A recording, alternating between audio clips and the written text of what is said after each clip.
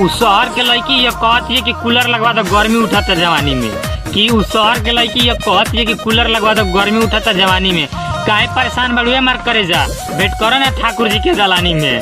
ए राजा हो हमारा कूलर लगावाई रे देता हो ना।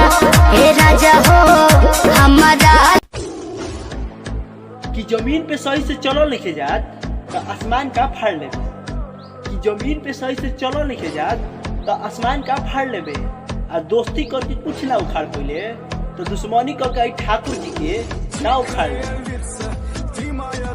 शेर के पोछ ठाकुर साहब के मोछ इतना धैला सान नहीं खेरे बेटा, कि शेर के पोछ ठाकुर साहब के मोछ इतना धैला सान नहीं खेरे बेटा। पीठ पीछे बहुत बोले लसन, कि तोहनी के पीठ पीछे बहुत बोले लसन, सामने आके बोले के औकात नहीं खेरे बेटा। तेरा बाप आया।